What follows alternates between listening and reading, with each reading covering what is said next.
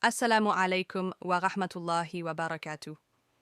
Chers frères et sœurs, mesdames et messieurs, je suis Hannah, une jeune fille profondément curieuse et désireuse de comprendre comment l'islam, ma religion, aborde les questions complexes de notre époque, en particulier celles touchant aux minorités et aux droits civils. Je vous salue tous chaleureusement et je salue également le professeur Dr Zakir Naik, que nous connaissons tous pour sa connaissance approfondie du Coran et des hadiths, et pour son engagement à expliquer la religion de manière claire et respectueuse. Aujourd'hui, j'aimerais poser une question qui suscite beaucoup de débats et d'interrogations dans nos sociétés contemporaines. Tant parmi les musulmans que les non-musulmans, l'islam respecte-t-il les droits civils des minorités, et plus particulièrement des personnes LGBTQ+. Cette question peut paraître délicate, voire provocatrice pour certains, mais elle est posée dans un esprit de dialogue et de recherche de compréhension. Nous vivons à une époque où les sociétés sont diverses et où les différences de croyances, d'orientation et de mode de vie sont visibles dans tous les aspects de la vie publique. Il est donc naturel de se demander comment l'islam, qui est une religion ancienne mais toujours vivante, peut offrir des principes d'équité et de justice pour tous, tout en restant fidèle à ses enseignements fondamentaux. En posant cette question, je ne cherche pas à créer un conflit, mais à éclairer les esprits et à favoriser un débat fondé sur la connaissance et la compassion, et non sur la méconnaissance ou les préjugés. Dr Naik, il est souvent dit que l'islam condamne certaines pratiques sexuelles, y compris l'homosexualité, mais en même temps, il est également dit que l'islam prône la justice, la protection des minorités et la dignité de chaque être humain. Comment concilier ces deux aspects? Est-ce que l'interdiction religieuse signifie que les droits civils des personnes LGBTQ+, ne sont pas respectés dans un cadre islamique? Peut-on envisager une coexistence harmonieuse où la société musulmane respecte les droits fondamentaux de tous, sans compromettre ses valeurs religieuses? Wa alaykum assalam, wa rahmatullahi wa barakatuh, chère Hannah. Et merci pour cette question profonde et pertinente. Avant d'entrer dans le détail, il est important de rappeler que l'islam est une religion qui a été révélée pour guider l'humanité entière vers la justice, la miséricorde et la droiture. Le Coran nous enseigne à traiter chaque être humain avec dignité et respect, indépendamment de sa foi, de son origine ou de son statut social. Comme le dit Allah dans le Saint-Coran, « Ô vous les hommes, nous vous avons créés d'un mâle et d'une femelle, et nous avons fait de vous des nations et des tribus, pour que vous vous connaissiez les uns les autres. » Sourate Al-Hujurat, 49, verset 13. Ce verset montre que la diversité est une réalité divine et que le respect mutuel est une obligation pour toute société. Concernant spécifiquement les personnes LGBTQ+, il faut comprendre que l'islam distingue clairement entre l'orientation ou l'inclination personnelle et les actions concrètes. Le Coran condamne certaines actions sexuelles qui sont considérées comme interdites, comme le rapport homosexuel, et cela se trouve mentionné dans plusieurs versets, notamment en relation avec l'histoire du peuple de Lot. Cependant, condamner une action religieusement ne signifie pas que l'on nie la dignité de la personne ou que l'on refuse ses droits civils en tant qu'être humain. L'islam insiste sur la justice et la protection des droits des autres, même si l'on désapprouve certaines pratiques. Le prophète Muhammad, paix soit sur lui, a dit « Quiconque opprime quelqu'un, je serai son adversaire au jour du jugement. » Muslim, ce qui inclut l'oppression ou la discrimination envers quiconque, y compris les minorités. En pratique, cela signifie que les sociétés musulmanes doivent garantir que tous les individus ont accès à la sécurité, à l'éducation, à la propriété, à la protection judiciaire et à la liberté d'expression, sans craindre de persécution ou de discrimination injuste. Les règles religieuses personnelles concernant la moralité ne doivent pas être utilisées pour violer les droits civils d'autrui.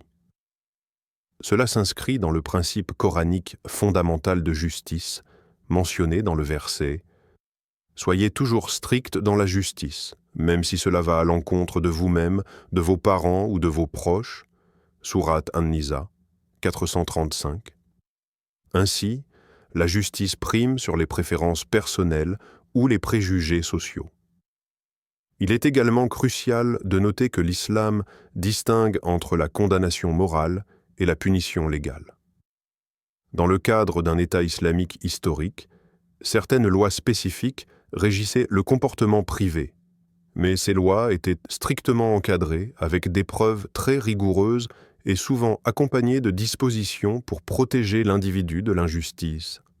De plus, le Coran et les hadiths enseignent la compassion et la miséricorde envers tous. Comme Allah dit, « Et ne laissez pas la haine envers un peuple vous empêcher d'être juste.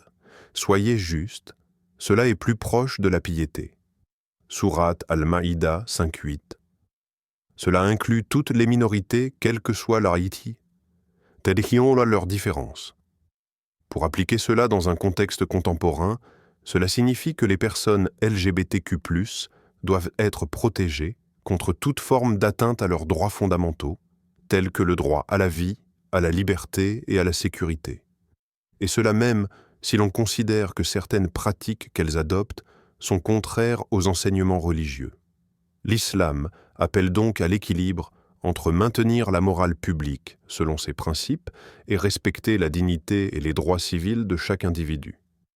Le Coran nous guide dans ce sens, en nous rappelant « Allah ne vous interdit pas d'être bienfaisant et équitable envers ceux qui ne vous combattent pas à cause de la religion et ne vous expulse pas de vos foyers. » Sourate Al-Mumtahana 60, 8.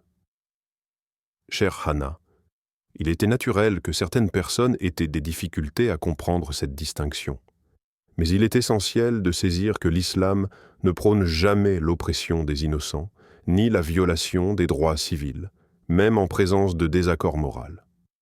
Au contraire, il encourage la patience, la tolérance et la coexistence pacifique, tout en offrant des enseignements sur la moralité et la droiture personnelle.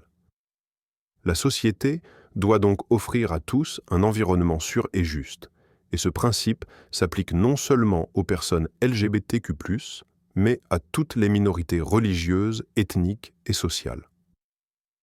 Enfin, je voudrais inviter notre audience à s'abonner, liker, partager cette discussion et commenter Allah Akbar pour montrer leur engagement à apprendre, réfléchir et diffuser le savoir de manière respectueuse et éclairée.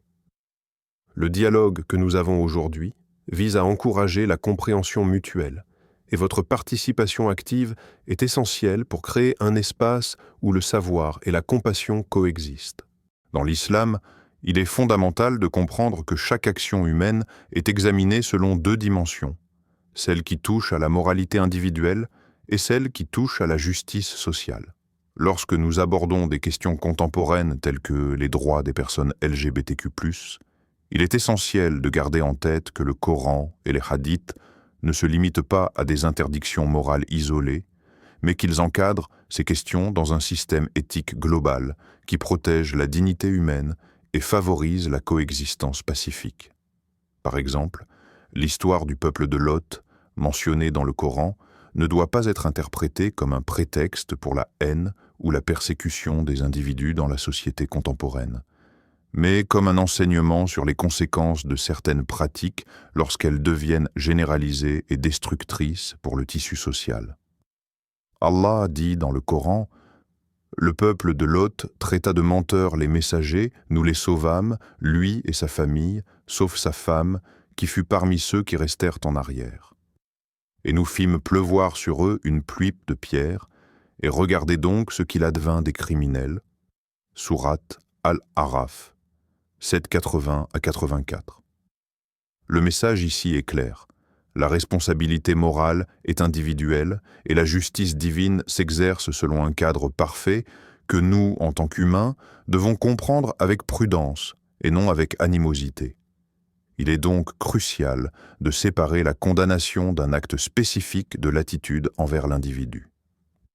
L'islam ne prône jamais de punir quelqu'un pour ce qu'il est, mais pour ce qu'il fait et comment ses actions affectent la société.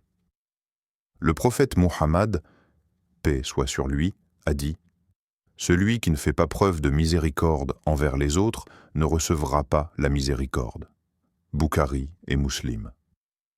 Cette miséricorde inclut toutes les personnes, indépendamment de leur orientation sexuelle, de leur religion ou de leur origine. Ainsi, un musulman est appelé à protéger les droits civils de tous, même s'il considère certaines actions comme contraires aux enseignements religieux. Dans un cadre sociétal moderne, cela se traduit par la nécessité de garantir que les minorités, y compris les personnes LGBTQ+, puissent exercer leurs droits fondamentaux, le droit à la vie, à la sécurité, à l'éducation, au travail, à la propriété et à la liberté d'expression. L'islam, en tant que religion de justice, interdit toute oppression ou violence envers les innocents. Le Coran le souligne en disant « Et ne tuez pas la vie qu'Allah a rendue sacrée, sauf en droit » Sourate Al-Isra 17, 33. Ici, la vie humaine est protégée de manière absolue, et cela inclut la protection contre la discrimination et l'agression. De plus, le Coran enseigne « Soyez constants dans la justice, même contre vous-même et vos proches » Sourate An-Nisa 435. Par conséquent, respecter les droits civils des minorités n'est pas optionnel. C'est une obligation morale et religieuse. Les hadiths renforcent ce principe. Le prophète Muhammad, paix soit sur lui, a dit « Le musulman est celui dont les autres musulmans sont à l'abri du mal de sa langue et de sa main. » Bukhari et Muslim. Cela signifie que toute action de discrimination, de harcèlement ou de marginalisation est strictement interdite. Appliqué aux questions LGBTQ+, cela veut dire que la société ne doit pas permettre que des individus soient attaqués, ridiculisés ou privés de leurs droits simplement à cause de leur orientation ou identité. La distinction clé ici est entre le jugement moral et la justice sociale. Condamner une action ne donne jamais le droit de nuire à l'individu. En explorant les implications historiques, nous voyons que l'islam a toujours eu un cadre légal et social pour protéger les minorités. Les dhimmis, c'est-à-dire les non-musulmans vivant dans des sociétés musulmanes, avaient des droits clairement définis et protégés par la loi islamique classique. Les musulmans étaient tenus de garantir leur sécurité, leur liberté religieuse et leur propriété.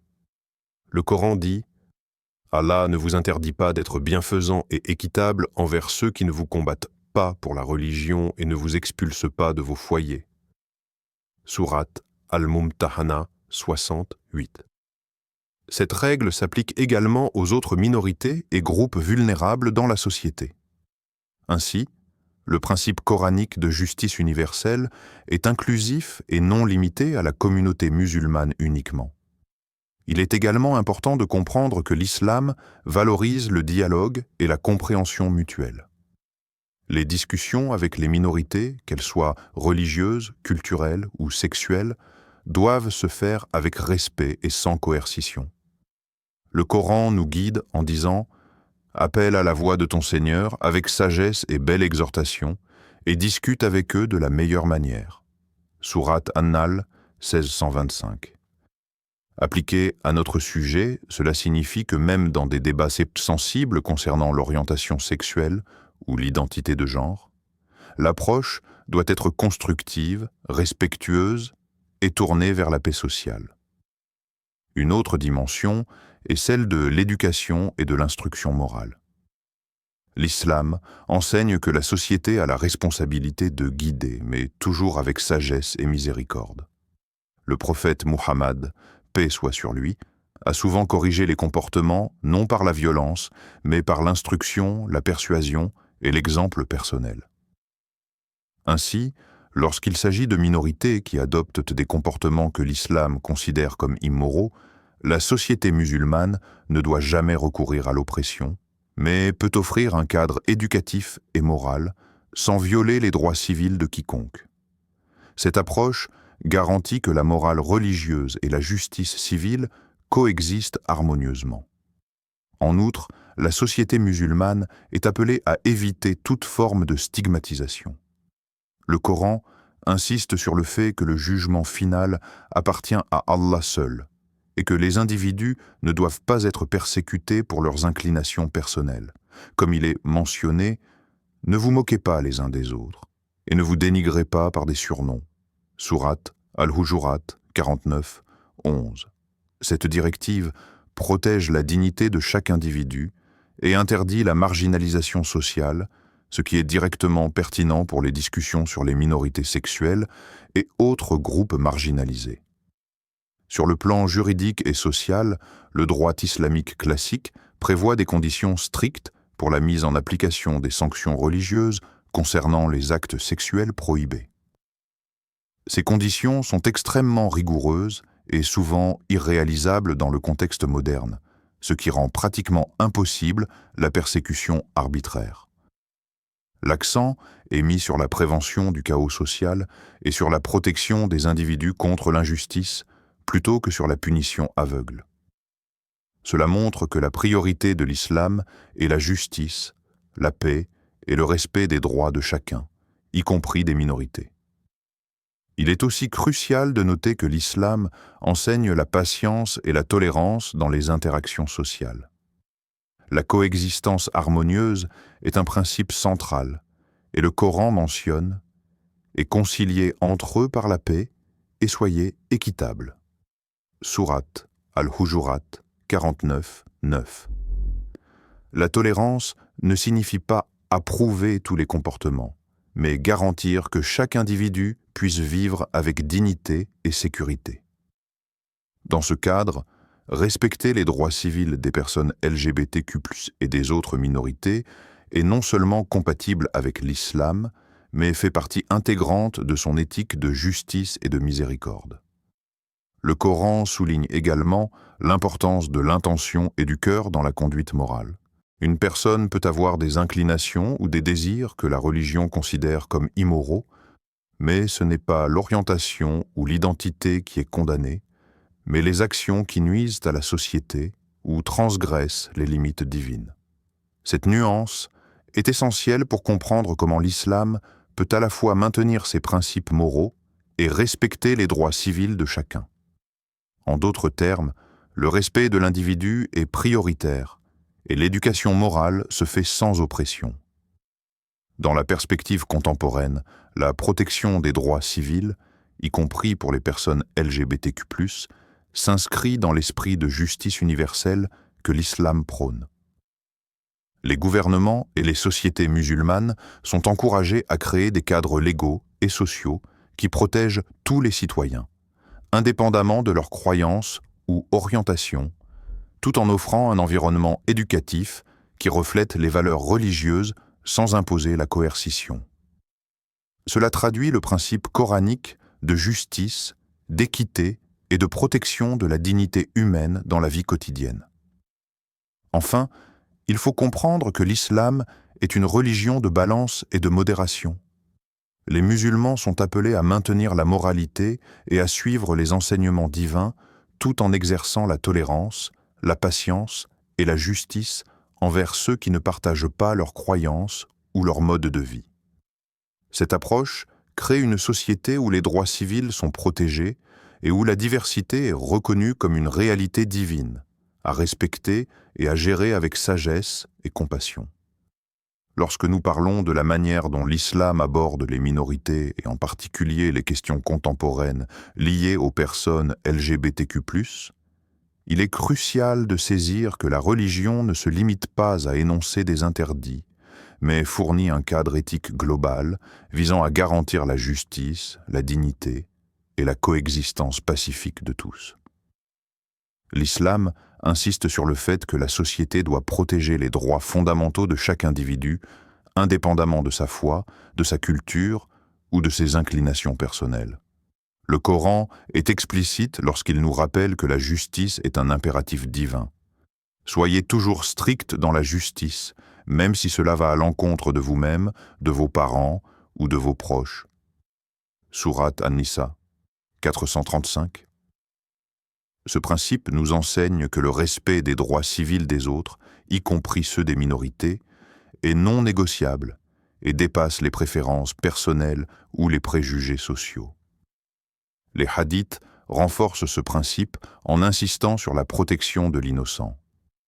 Le prophète Muhammad, paix soit sur lui, a dit « Quiconque opprime quelqu'un, je serai son adversaire au jour du jugement. » Muslim.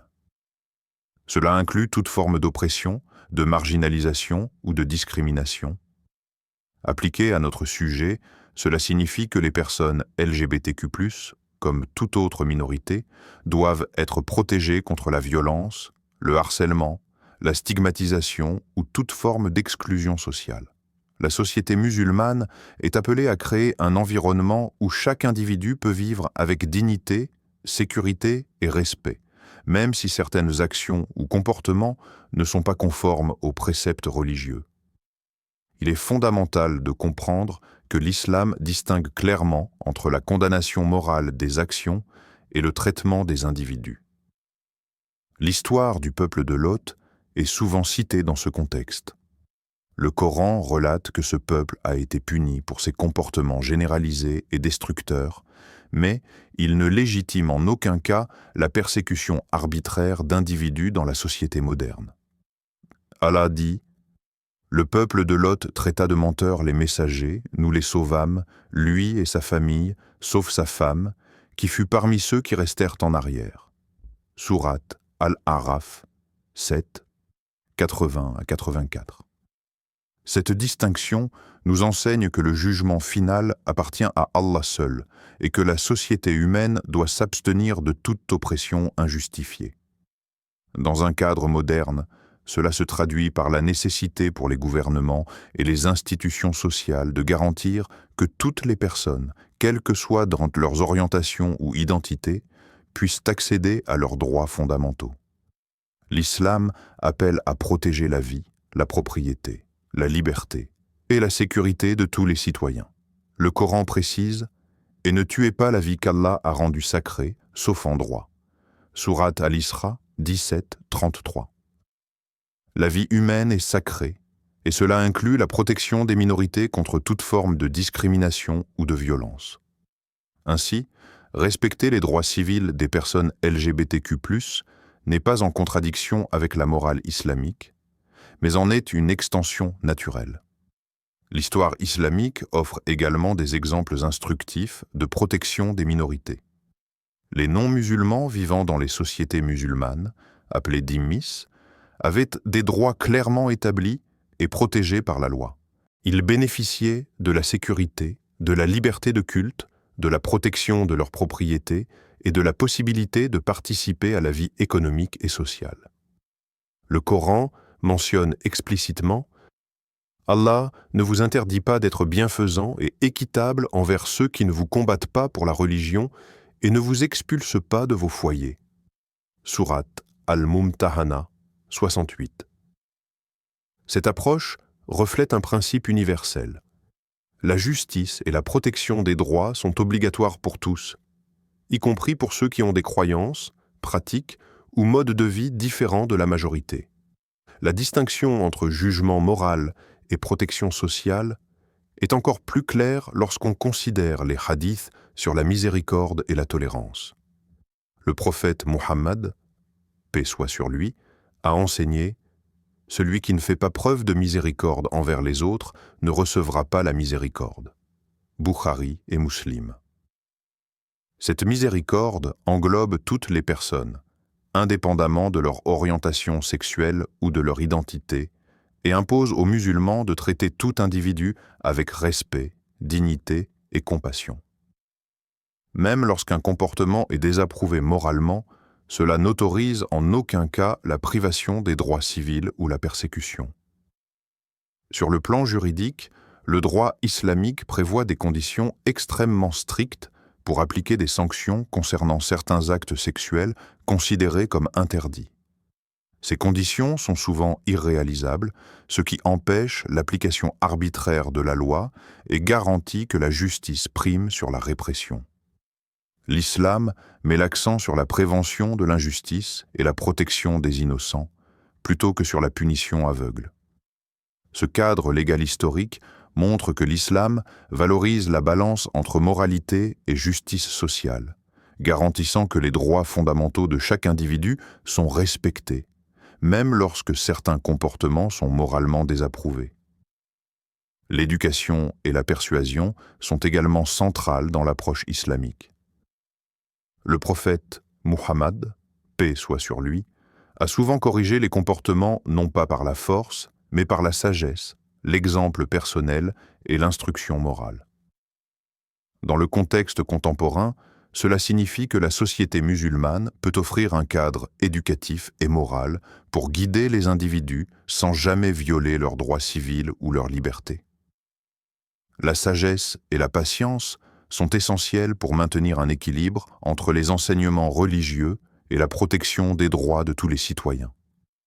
La tolérance et la coexistence pacifique sont des principes coraniques fondamentaux. Allah dit « Appelle à la voix de ton Seigneur avec sagesse et belle exhortation et discute avec eux de la meilleure manière. » Sourate An-Nahl 16-125. Cette directive s'applique à tous les types de dialogues, y compris ceux portant sur les questions de genre, d'orientation sexuelle ou de différences culturelles. Les musulmans sont encouragés à interagir avec respect, à écouter attentivement et à rechercher des solutions constructives, même face à des divergences profondes. En matière de droit civil, il est également crucial d'éviter toute forme de stigmatisation. Le Coran enseigne « Ne vous moquez pas les uns des autres et ne vous dénigrez pas par des surnoms. » Sourate Al-Hujurat 49, verset 11. Les minorités, y compris les personnes LGBTQ+, doivent être protégées contre toute marginalisation sociale, humiliation ou harcèlement. L'éthique islamique exige que chaque individu soit traité avec dignité et respect, indépendamment de ses choix personnels ou de son identité. La protection des minorités s'inscrit également dans le principe coranique de non-ingérence dans la vie privée, sauf lorsque les actions d'un individu portent atteinte aux autres. L'islam valorise la discrétion, la responsabilité personnelle et la conscience morale. En d'autres termes, les inclinations personnelles ne constituent pas une justification pour l'oppression ou la discrimination. Le jugement final appartient à Allah, et la société humaine est tenue de garantir l'équité et la sécurité de tous. Il est également important de souligner que l'islam est une religion de modération et de juste mesure. La moralité individuelle doit être préservée, mais jamais au détriment de la justice et des droits civils d'autrui. Les musulmans sont appelés à naviguer avec sagesse entre l'enseignement moral et le respect des libertés, afin de construire une société harmonieuse où chacun peut vivre en sécurité et dignité. Les principes de justice, de tolérance, de patience et de miséricorde sont donc des guides pratiques pour gérer les relations sociales dans un contexte diversifié. En examinant l'application contemporaine de ces principes, on voit que la protection des droits civils ne contredit en rien les valeurs islamiques. Au contraire, elle en est une manifestation concrète. Garantir la liberté de vivre, de travailler, d'apprendre et de s'exprimer pour les personnes LGBTQ+, et les autres minorités, reflète le respect des préceptes coraniques de justice, de compassion et de coexistence pacifique. L'éducation, le dialogue respectueux et la mise en place de cadres légaux équitables sont les moyens par lesquels la société musulmane peut appliquer ses enseignements tout en restant fidèle à ses valeurs religieuses. Enfin, il faut comprendre que la coexistence et le respect des minorités ne signifient pas l'approbation de tous les comportements, mais la reconnaissance du droit de chaque individu à vivre avec dignité et sécurité. La tolérance, la miséricorde et l'équité sont des principes islamiques qui garantissent que chacun, indépendamment de son orientation sexuelle ou de son identité, puisse bénéficier de protection et de respect. Dans cette perspective, l'islam offre un cadre éthique et légal capable d'allier justice morale et protection des droits civils, même face à des questions complexes et sensibles. Je vous remercie infiniment, cher professeur Dr Zakir Naik, pour toutes ces explications détaillées et pour la clarté avec laquelle vous avez abordé un sujet aussi complexe et sensible. Votre réponse m'a permis de comprendre que l'islam, tout en préservant ses principes moraux et éthiques, valorise la justice, la miséricorde, la dignité humaine et le respect des droits civils de chaque individu, y compris des minorités et des personnes LGBTQ+. Ce que vous venez d'expliquer montre que l'islam n'est pas simplement une religion de règles et d'interdits, mais une voie guidée par la sagesse, la compassion et la tolérance, qui nous enseigne à traiter chaque être humain avec équité et respect, quelles que soient ses différences. Je suis profondément reconnaissante d'avoir pu poser cette question devant vous et d'avoir reçu une réponse qui éclaire non seulement les musulmans, mais aussi les non-musulmans présents ici, et qui contribue à rapprocher les croyances dans un esprit de dialogue, de compréhension et d'harmonie sociale. Qu'Allah vous bénisse, cher professeur Dr Zakir Naik, pour votre patience, votre savoir et votre engagement à diffuser la connaissance de manière claire et respectueuse, en guidant nos consciences vers la justice et la miséricorde. Je vous remercie beaucoup, Hannah, pour votre question réfléchie et votre ouverture d'esprit. C'était un plaisir de répondre et de partager avec tous ici les enseignements du Coran et des hadiths sur ce sujet délicat. J'espère que cette discussion aura permis à chacun de mieux comprendre que respecter les droits civils des minorités et vivre selon les principes de justice et de miséricorde ne sont pas contradictoires avec la moralité islamique, mais en font partie intégrante.